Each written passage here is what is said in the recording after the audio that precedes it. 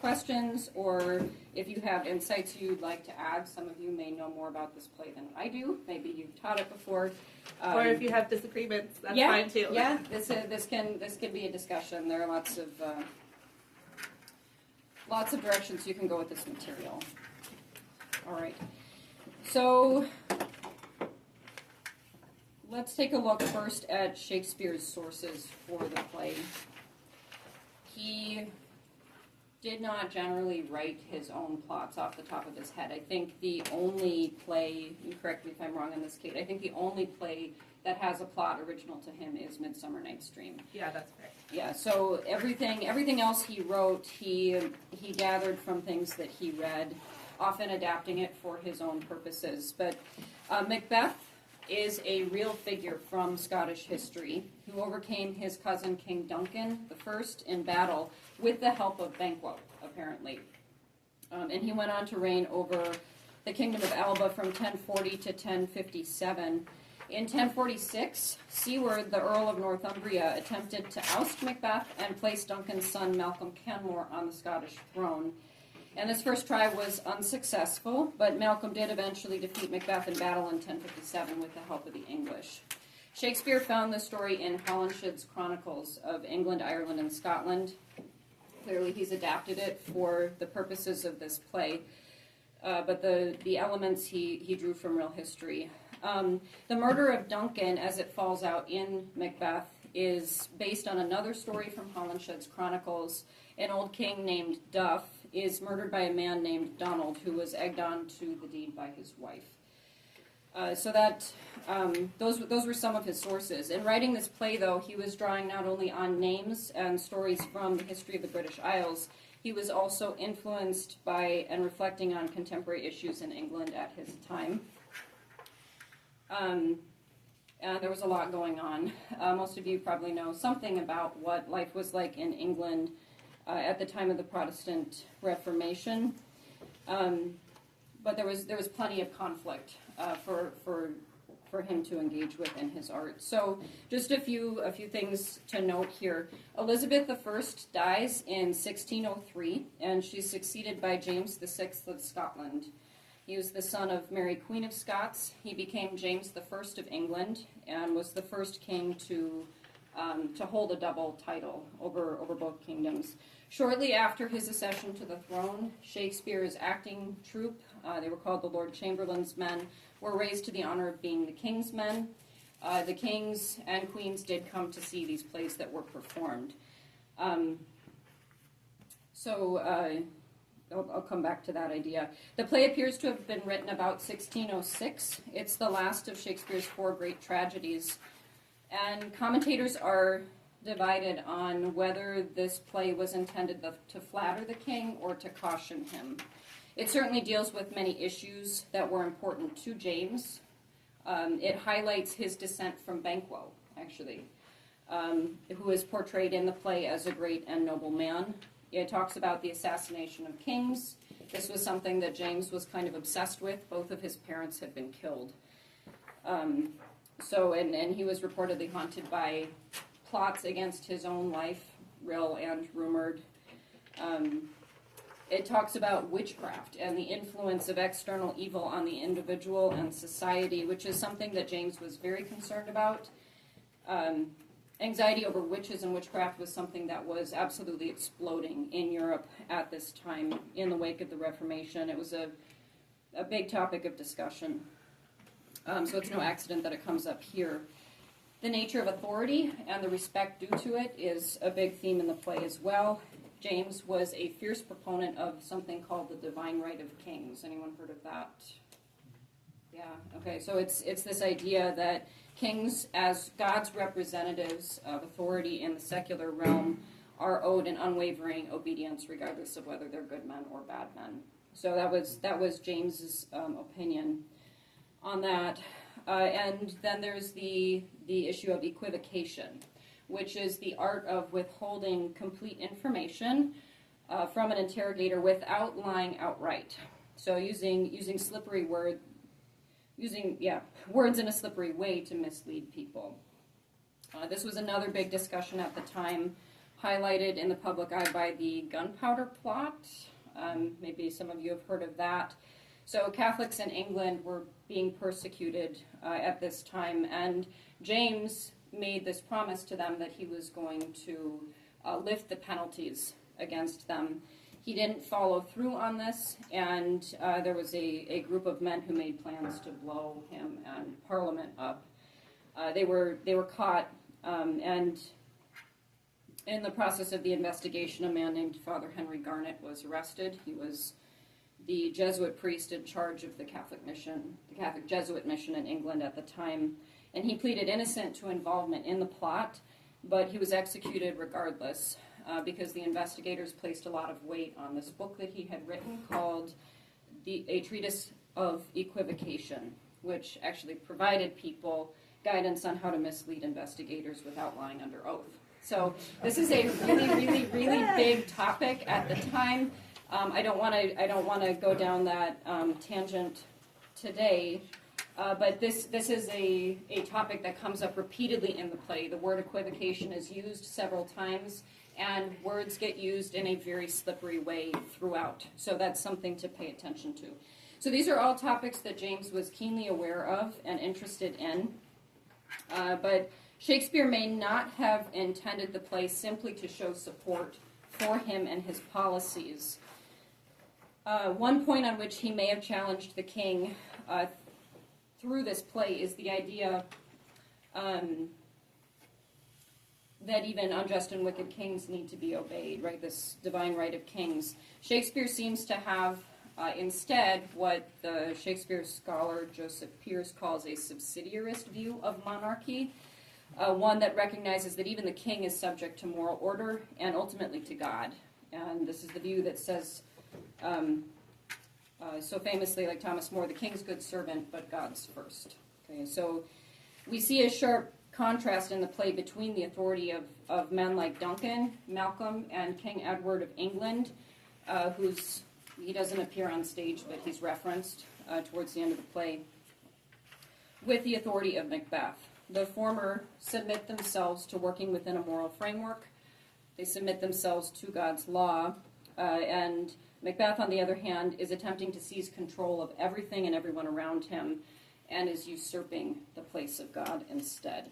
So did Shakespeare see James as a tyrant or a holy king?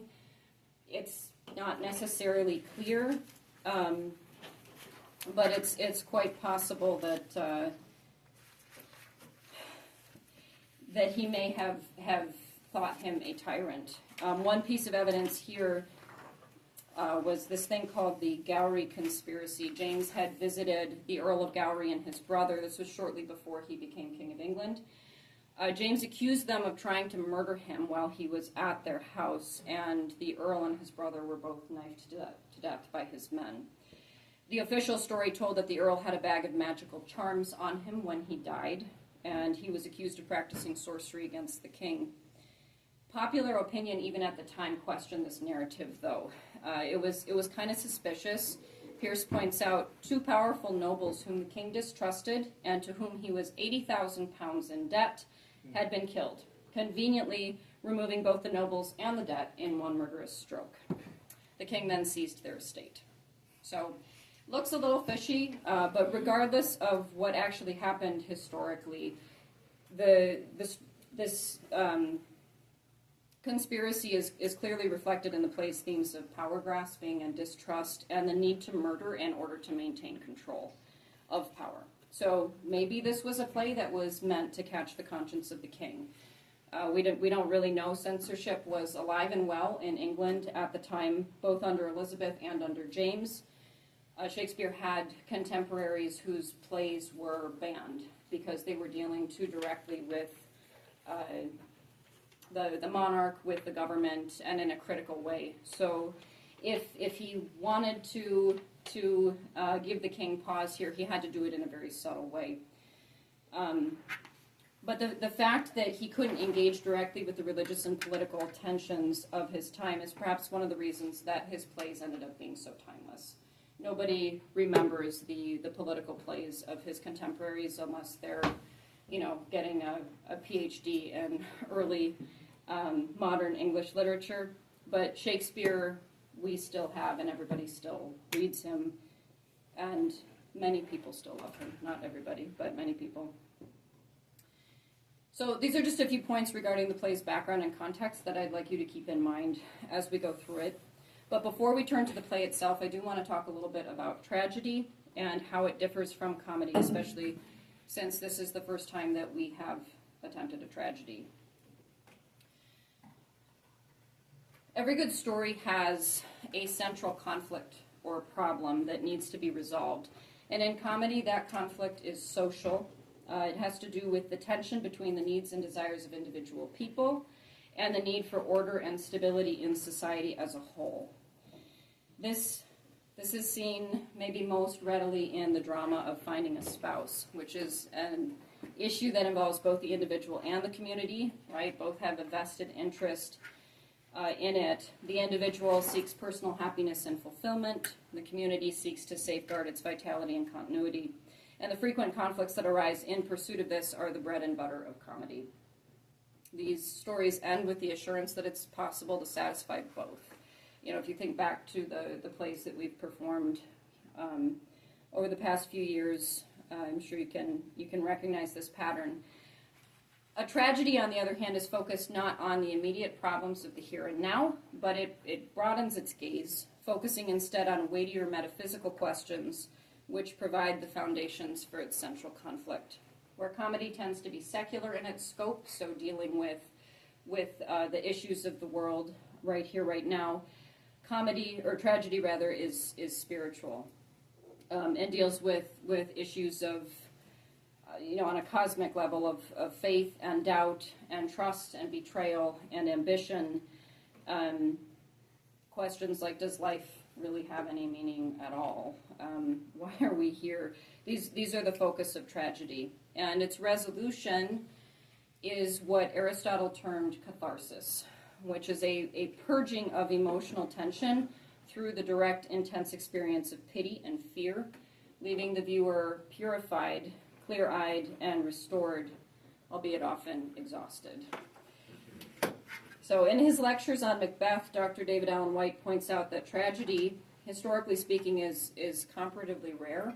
It's difficult to write, and the great tragedies of history appear to have grown out of periods of rapid social and moral decline, and the concomitant chaos that creates.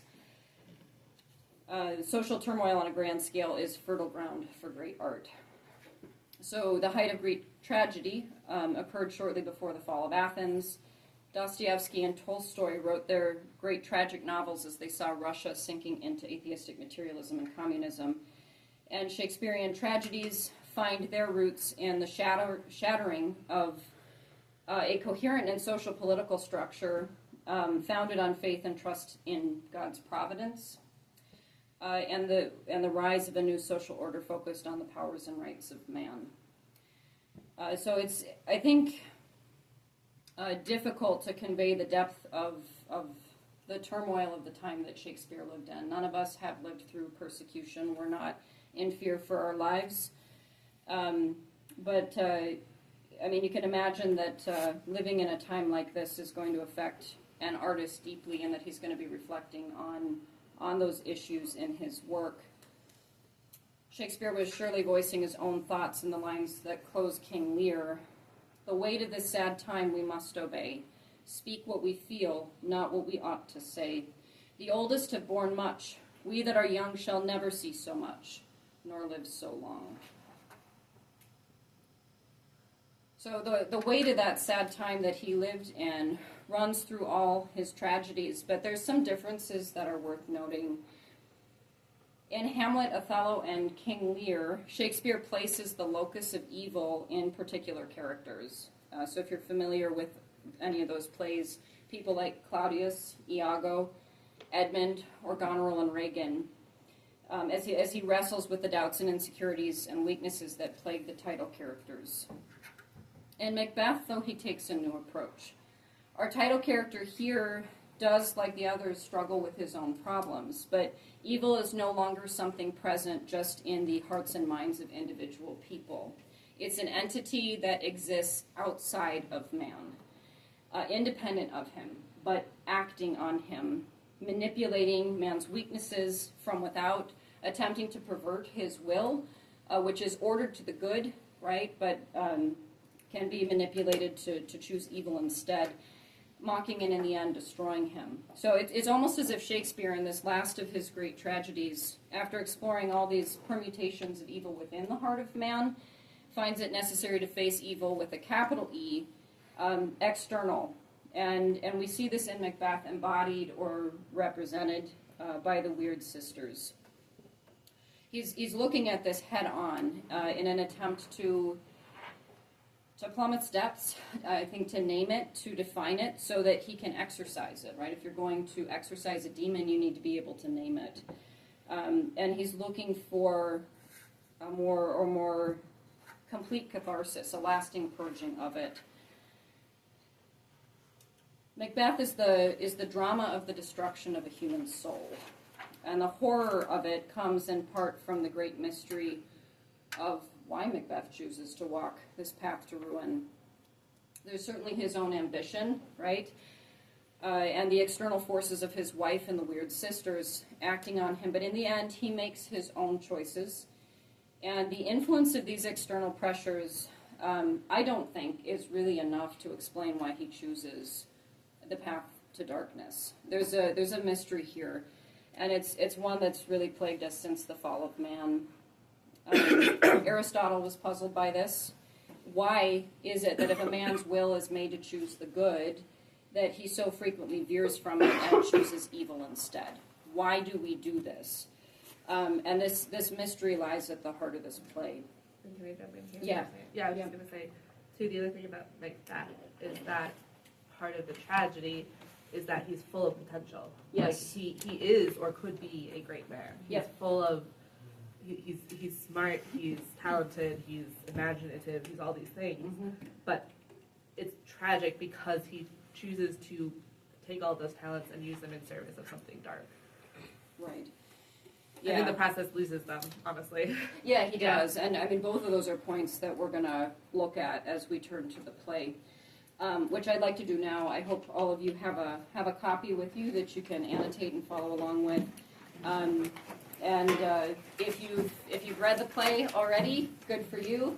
If you haven't, hopefully you'll still be able to get something out of our discussion today, so that it will make more sense when you do sit down with it.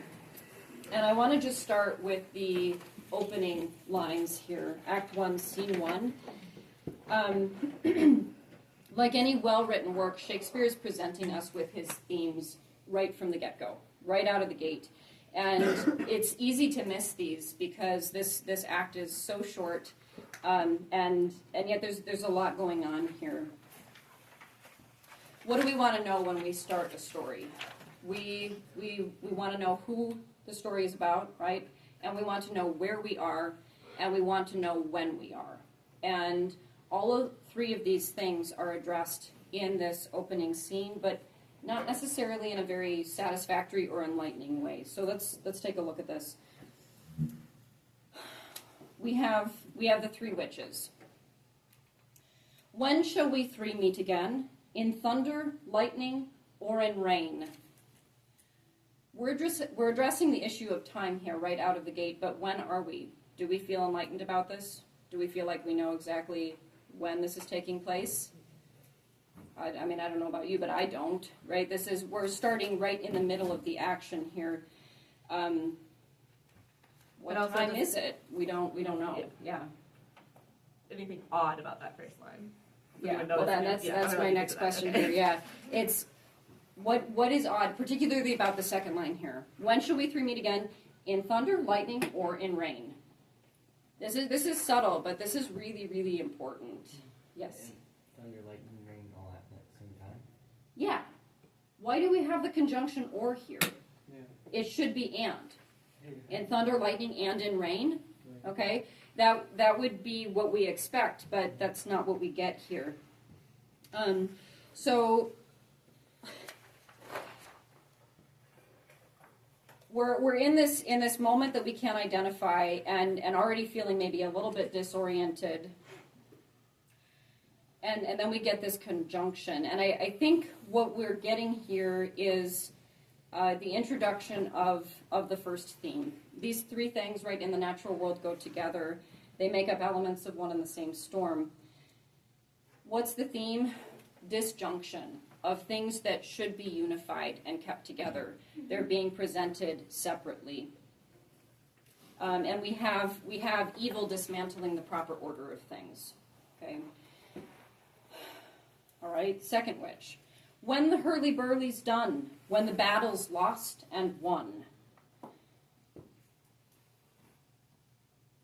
This also feels disjointed. Apparently they've been talking about a hurly-burly, whatever that is. My Norton edition here glosses that as a tumult, and I think that's fair enough.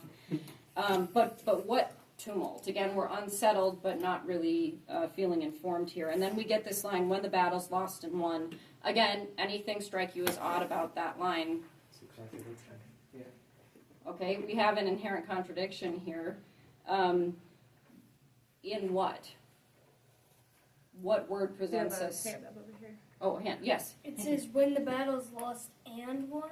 Exactly, right? This is not normal, okay? You either win or you lose the battle. So where we expect the conjunction or, we get the conjunction and. So here we have the unifying of things that would normally be separate, but they're being put together. The third witch steps in and says, that will be ere the set of sun. And we understand now that these aren't just three weird old women wandering around in the wilderness, but creatures that by some means have knowledge of things to come. And this play is about the future, okay? And its connection to evil. So the setting in time is nebulous. The setting in place is given to us next here, right? Where the place? Upon the heath. Okay, which seems a little bit nonspecific, but I think the word isn't random either. What is a heath? It's a wasteland of uncultivated, unfertile soil. And here we get another theme, lack of growth and fertility. This is where they're going to meet Macbeth, right? And growth, fertility, both of these are intimately connected with the future. It's maybe also worth noting here that heath is the root word of the word heathen. Okay, a heathen is a heath dweller, someone who dwells in the wilderness, far away from society. And what do we mean by heathen? A person who does not believe in or worship the true God. Okay, that's how Shakespeare would have understood this word. If you don't worship God, you're going to worship something else, most often yourself. Bear this in mind as we talk about Macbeth. It's an idea that I'd like to come back to here. Okay, and then we get him referenced, right? Who is this play about? Well, Macbeth. But again, if you haven't read the play already, this doesn't help you. Who is he? Okay, so we're introduced to character, setting, but we still don't really know what's going on. So then these witches call on their attendant spirits. These are the demons that they serve. And they leave us with this famous line, fair is foul and foul is fair. Hover through the fog and filthy air. So they're clearly connected with the demonic. And I think the demonic is in its very essence an inversion of reality, right? A placing of that which is lower above that which is higher. As we see if we go back to Lucifer and his saying, non serviam, right? I won't serve. What's he doing there? Placing himself above his creator. And we see here in these lines a blatant inversion of goodness and beauty. For these creatures, what is good is bad, and bad good. What's beautiful is ugly. What is ugly is beautiful. And in this inversion of goodness and beauty, we have evil, again, dismantling the proper order of things, as it presents these inherent contradictions as being simultaneously true. It's a curse, if you will, that permeates the air for the rest of the play. Katie? So Grey Malkin and Paddock, are those demons? Is that what you said? Yep. Mm-hmm. Okay. Is that something like in English folklore, like that's what they were called? I don't know where the names come from specifically, but there was this idea that demons would present themselves in, let's see if Paddock was a toad and Grimalkin was a gray cat. So if you were a witch, you had an attendant demon that you were connected to, and they were often represented as being in animal form. So that's what we have here. Okay, so we have this curse hovering through the fog and filthy air, and it's going to be blurring boundaries for the rest of the play. So there's a lot there. Very short, but there's a lot there. Klaus? There's specifically, they say, there to meet with Macbeth. Yep. Yeah, they're going to go meet him on the heath, right? Why specifically him? Well, clearly they've had their eye on him, and we'll come back to that idea here shortly. Perhaps Yeah. perhaps you'll cover it when we get to it. But are they talking about their meeting later on with Macbeth when they like foretell things to Macbeth? Yes. Yes. That's my reading anyway. Yeah. Okay. So the next scene places us finally in an identifiable moment, albeit we are once again in the middle of the action that's going on. King Duncan receives a captain fresh from the battlefield who tells the king the news of the day and provides some solid context for the story. We are in Scotland and we have rebels fighting against their king. We meet Macbeth here by report. Again, we haven't seen him in person yet, but he's described for us in the most glowing of terms, right? The man is presented to us as being truly noble. The captain who's giving his report, he says, for brave Macbeth, he deserves that name.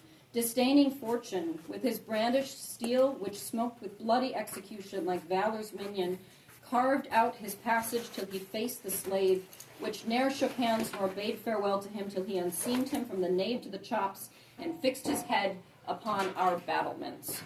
Okay? There's going to be lots of fighting in this play, so we're getting that right from the get-go here. Yes. Blood everywhere. There will be blood everywhere. So we see Macbeth presented here as courageous. He's undaunted in the face of mounting challenges on the battlefield. He's described here even as Bellona's bridegroom. Bellona is the goddess of war. If he's her husband, then he's a great warrior. We see also his loyalty to King Duncan, his fortitude in fighting for him, and these are placed in sharp contrast to the treachery in this battle of MacDonald and the Thane of Cawdor. And I think it's really important here to highlight the greatness of Macbeth as a man. This is something that I really want to bring out in our production of this play. This is not just your average dude, okay? This is a man who is a paragon of valor, a paragon of virtue, and we have to see this, I think, if we're going to understand the magnitude of his fall from grace over the course of the play. And this is the classic pattern of the tragic hero. We have a great man who then falls into darkness. And tragedy requires this hierarchy in order for it to really be effective and powerful as a work of art. Without greatness to begin with, there can be no fall. Or if there is, it's going to be something inconsequential, right? And we'd be left asking, well, why do we actually care about this story then? The foreshadowing that we get in this scene is strong, as Macbeth, the hero, will meet the same end that he himself meets out to the traitor MacDonald here. Killed in battle, his head severed from his body. The scene then ends with two rhymed couplets, Duncan announcing that Cawdor's title shall be given to Macbeth instead, in payment of his great service on this day. Use of poetry is something that Shakespeare uses to highlight things he wants you to pay attention to. So anytime you see end rhyme, or that's probably the easiest thing for you to pick out. He will also use this thing called blank verse, which is unrhymed iambic pentameter. You have to find that by looking at the meter. It doesn't jump out as obviously. But when you have this end rhyme, pay attention to it. This is a significant moment and fraught with irony. Most of Duncan's lines are, he says, "No more that Thane of Cawdor shall deceive our bosom interest." Well, that one won't, but the next one is going to follow in his footsteps, as we know. So then we return in the next scene to the witches. Again, we're entering in the middle of something. They seem to be outside linear time or inhabiting their own timeline, as if they exist in bubbles, as Banquo suggests here. We're on the heath now to meet finally face-to-face with our hero himself. And he enters with this line, "So foul and fair a day I have not seen." And we're taken right back to the curse from the opening scene. So there's a very clear and obvious connection between Macbeth and the witches. They've had their eyes on him, and perhaps they've planted this idea in his mind. Maybe they've gotten into his brain already. And this is an idea that's enforced in other moments as well, as we'll see. But I think that it also tells us something about Macbeth as a man. He is observant, okay? Keenly aware of ugliness and beauty, and I would argue affected by them deeply. This is not necessarily the way you would expect a warrior leaving the battlefield to talk. But he's a man of real sensibility and accurate perceptions, which is those are important things to know about him. So immediately as he speaks these words, he and Banquo encounter the witches. Banquo hails them, inquiring who they are. And in the person of these witches, we see this blurring of distinctions that is referenced in the very first scene. Banquo says that they look like women, right, but they have men's beards. Okay, so he's a little bit confused about what he's dealing with. And then we get Macbeth's first temptation, right? The planting of a seed in his mind as the sisters hail him with his current title of Gloms. And, is that the correct pronunciation? I think that's how I've heard it. I'm not sure, actually. Okay, all right. I'm just going to run with Gloms. Okay, thanks, Peter. And then they greet him with the title of Cawdor, which he's about to receive but does not yet know. And then they finally greet him with the title of King. Or is this his first temptation? Okay, Macbeth's reaction to this is a little bit strange, as Banquo points out.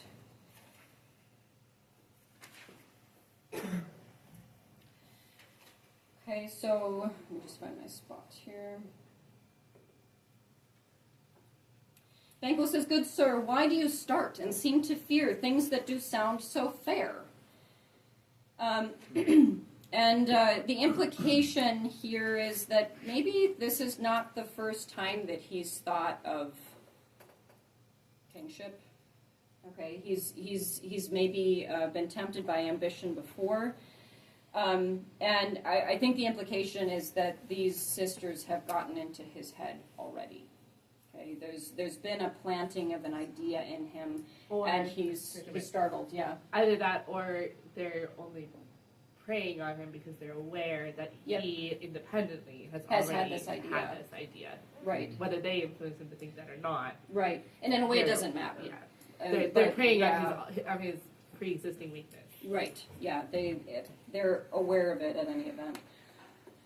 So Banquo asks about his own future, receives his own riddles, along with an assurance that his descendants will be kings. And as they leave discussing their strange vision, Banquo's asking, did this really happen? Did we eat something weird? Are we just dealing with indigestion? Macbeth abruptly inserts, "Your children shall be kings." Okay, this doesn't follow the line of their conversation, and I think this is an important moment. Macbeth is struck by this prediction, maybe almost more even than the prediction of his own power, his own kingship. From its first moments, this play has been focused on the future. And the future is inherently connected with children. If there are no children, there is no future. They're all over the place in this play. And we'll pick up with that theme again as we continue here.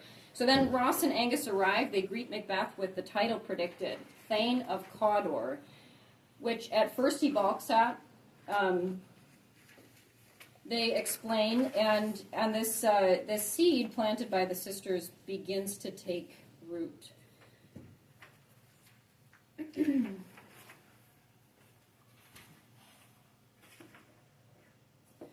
Macbeth, just speaking aside to himself, he says, Glums, and Thane of Cawdor, the greatest is behind.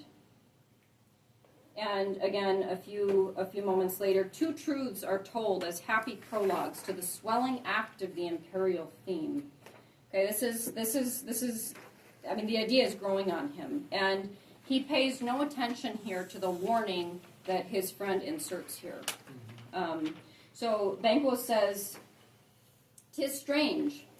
So I'm in Act 1, Scene 3 here. What line? So I'm working with my Norton, but we're towards the end.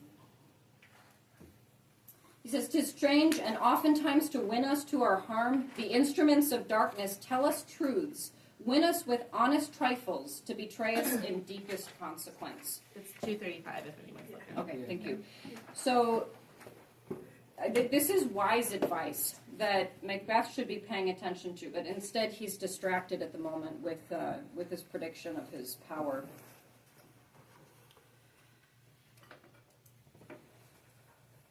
So Macbeth is ruminating on this, right? And he says, and I'm continuing just a few lines later here, he says, "This supernatural soliciting cannot be ill, cannot be good. If ill, why hath it given me earnest of success, commencing in a truth? I am Thane of Cawdor. If good, why do I yield to that suggestion, whose horrid image doth unfix my hair and make my seated heart knock at my ribs against the use of nature? Present fears are less than horrible imaginings. My thought, whose murder yet is but fantastical, is smothered in surmise, and nothing is but what is not." And we're reminded here of that conflation of those two very things in the witch's curse, right? Fair being foul. And he's confused, right? They told me something that's true. Truth is good. Okay, maybe this is good, but it's leading me down this path of thinking about murdering the king, and that's not good. So here we learn a little bit more about him again. Okay, this man has a powerful imagination and a capacity for contemplating all the possibilities inherent in a particular situation. He says, right, he's so pulled out of himself that he's not able to think clearly. He says, "Function is smothered in surmise, and nothing is but what is not." He's been pulled out of time here, okay, and he's lost in this world in his own head. This is, I think we could argue that this is a strength of his. It also has some obvious dangers, I think, but in any event, he loses this capacity by the end of the play. He no longer has his imagination, as Kate was mentioning. He's lost his sensibility, and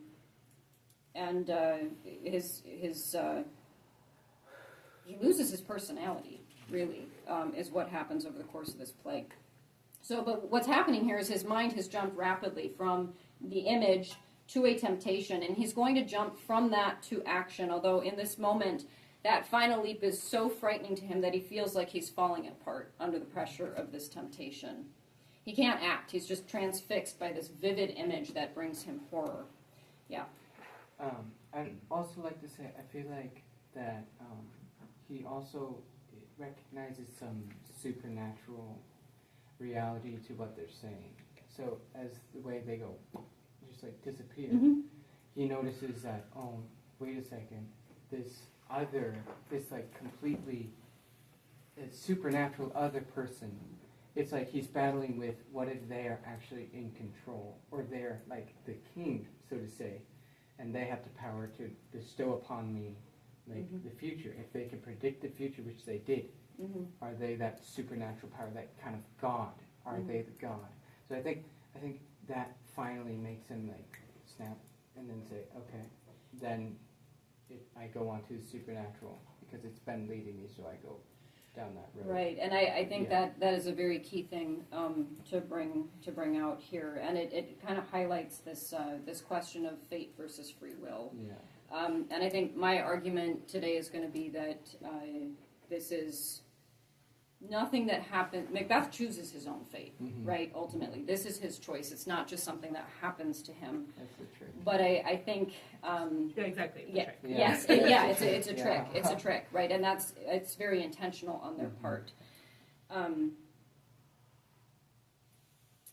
But I think that's kind of where the confusion comes from, Yeah. partly in his own mind. This fog that they're spreading. He can't. Is this good? Is this bad? I don't know. I don't know how to We can't respond to perceive. this. We can't perceive the other, like Yep. the completely supernatural side. We don't have control over that. That's what's scary. Hmm. Yes.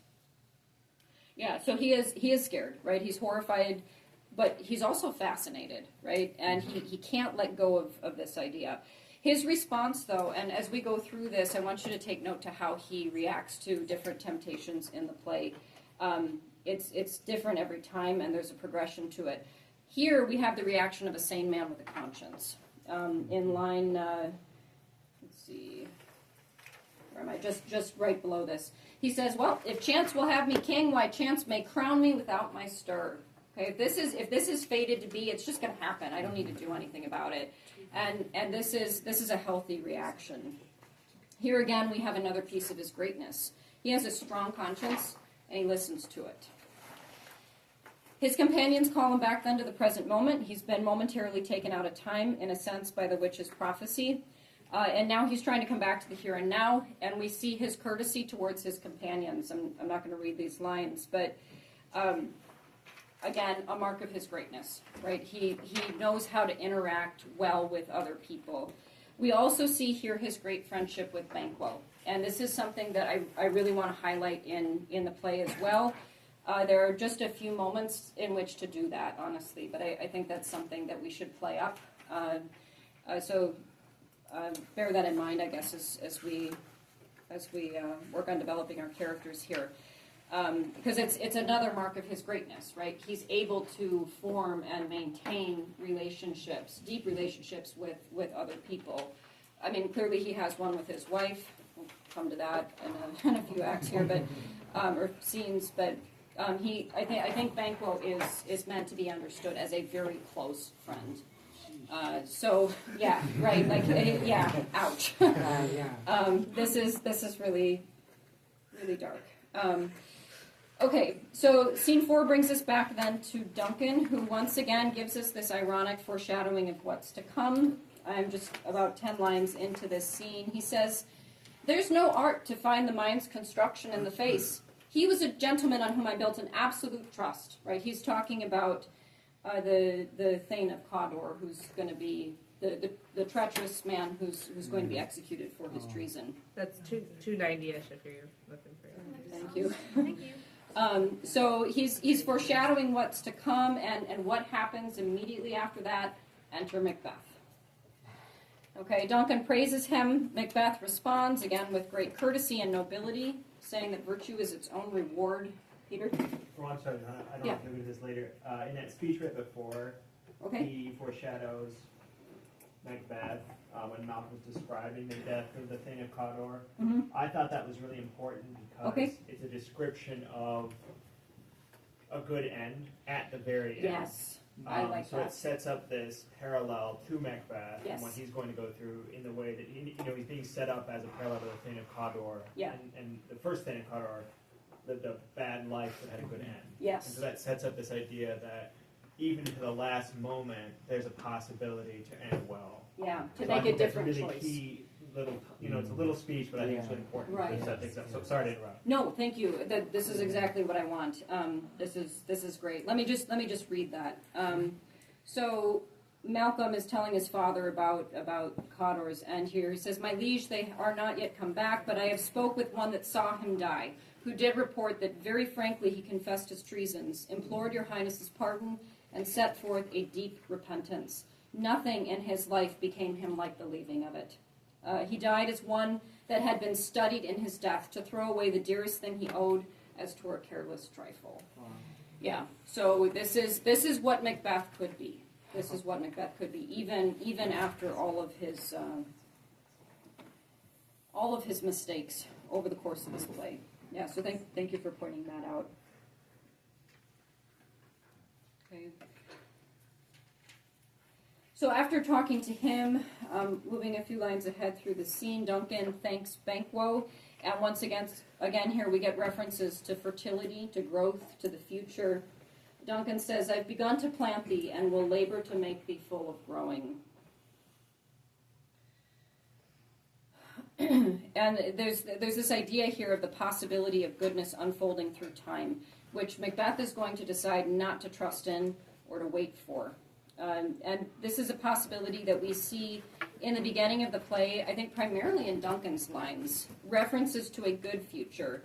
But it's a future that man has no direct control over. Macbeth's temptation, I think, ultimately is to try to seize that control, and in doing so, he's going to bring about a very different sort of future than the one that Duncan is envisioning here. And then Duncan makes this move that pushes Macbeth, right? So he's had this temptation to murder the king. He's dismissed it, okay, but it's going to come back here. Duncan decides to name his son, Malcolm, as his heir. And I don't know, maybe if any of you know more about Scottish history than I do, you can weigh in on this, but it's my understanding that at that time in Scotland, the king's son was not necessarily his successor. Sometimes other men would be nominated to take his place when he died, and I think the Thanes actually had something to say about this. I remember reading that somewhere. But anyway, this was not necessarily something that Macbeth would have been expecting. Why it happens in this moment, I don't know exactly, except that it does propel Macbeth back into his temptation, right? He says to himself at the end of this scene, the Prince of Cumberland, right? That was the title of the successor of the king. He says, "That is a step on which I must fall down or leap, for in my way it lies." And he doesn't dismiss the temptation this time. He says, "Stars, hide your fires. These here, let not light see my black and deep desires. The eye wink at the hand, yet let that be which the eye fears when it is done to see."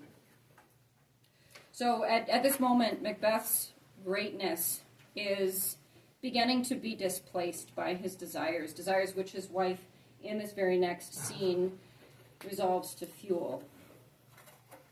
Mistrusting her husband's kind nature, desiring him to take the prophecy into his own hands and seize the crown for himself, she makes some pretty big choices here herself. And I think it is worth noting, she gets the news about this prophecy from the Weird Sisters, from Macbeth himself. He's clearly written to her immediately after receiving these. And I don't know if you have anything you want to say about this. It says two things about him, Yeah. I think. It says, first of all, that they have an intensely close relationship. Mm-hmm. They're very, very close at the beginning of this play.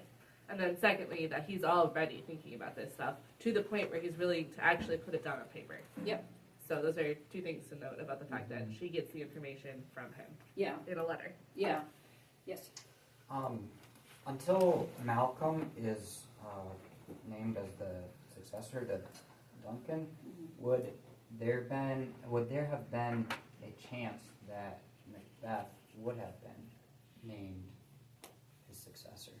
Potentially, yes, because, I mean, historically speaking, and again, this is art, not history, but Right. historically speaking, Malcolm and Duncan were cousins, and both had a claim to the throne of Alba through their mothers. So, yeah, I mean, he could have been a consideration. And again, I'd have to go back and look into how they determined who was going to succeed the king.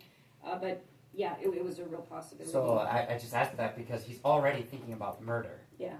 When there's a distinct possibility that maybe the Weird Sisters are just foreshadowing that maybe he's going to be named king, legitimately. Mm-hmm. Yeah.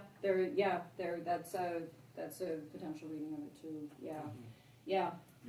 Yeah, exactly. So, I mean, just following up on that, it seems really, there's something really impatient about his nature Yeah. to have gone right to murder as a possible way to get Yes. there.